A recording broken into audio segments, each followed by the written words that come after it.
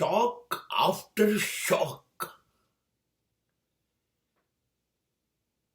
is a shocking situation for my life. What to do? I was not shock-proof person.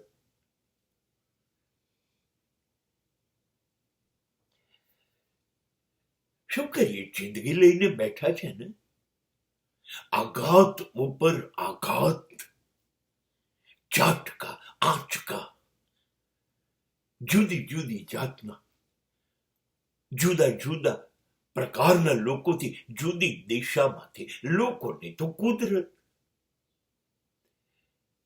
તૂટી પડે છે.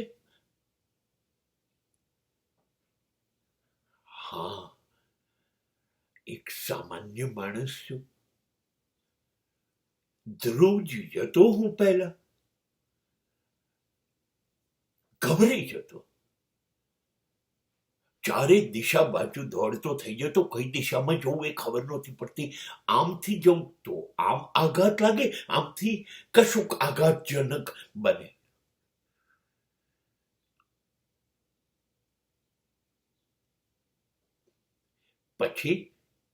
પછી શું થયું ખબર છે? એક દિવસ મેં નક્કી કર્યું, તું મને આઘાત આપે છે વારંવાર હે જિંદગી, તારા આપેલા આઘાત થી હું આઘાત નહીં પામું. આજથી તારી જે ધ્રુજારીઓ પેદા કરવી હોય કર મારા જીવનની અંદર, પણ હવે હું જરા પણ ધ્રુજીશ નહીં, હાલીશ નહીં, વિચલિત હવે તું નહીં કરી શકે.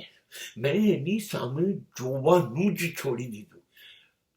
હા, એ તારો સ્વભાવ છે, મને વારે ઘડીએ ચમકાવવાનો. કદાચ હું રોકાઈ જાઉં. ના, હવે હું શીખી ગયો, હું તારી સામે જોઈશ જ નહીં.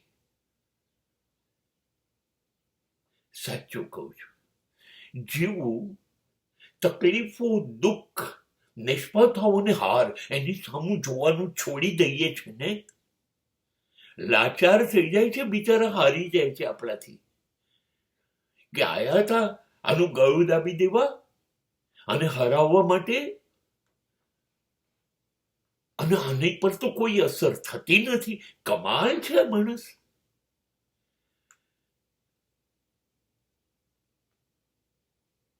અને મેં આ વાતને સ્વીકારી લીધી. અરે ભાઈ, આપણા દુઃખનું કેટલું જોર, કેટલું તાકાત કરશે. કર કર.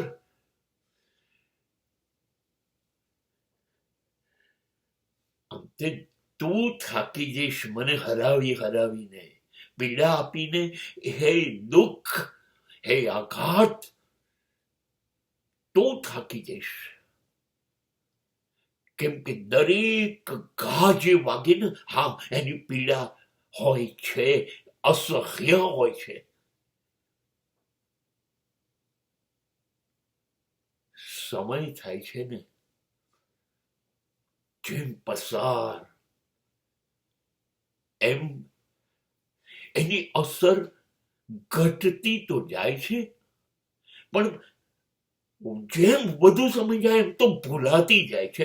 નહીતર તો આપણા મનગમતા માણસો છીનવાઈ જાય, આપણને મૂકીને જતા રહે, આપણી સાથે દગાખોરી કરે, છેતરપિંડી કરે, આપણને જેના વગર ચાલે નહીં એ લોકો મૃત્યુ પામે, તો એવું લાગે છે કે હવે નહીં જીવી શકાય. પણ પછી મહિનો, 2 મહિના, 12 મહિના, વર્ષ, 2 વર્ષ, જેમ જેમ સમય પસાર થાય છે ને, એમ પેલું દર્દ, પેલું દુઃખ, આઘાત ઘટતો જાય છે. અને પછી તો મુશ્કેલીથી યાદ આવે છે કે આ લોકો હતા અને જતા રહ્યા. હવે પીડા નથી આપતા, હવે એ લોકો નથી, એ યાદ ઊભી કરવી પડે છે.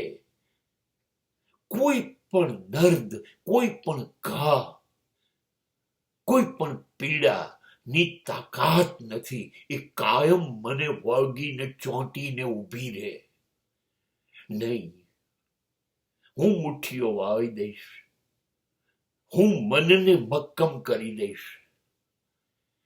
તો આ લોકો અંતે આઘાતો જે છે એ આઘાત પામી અને જતા રહેશે.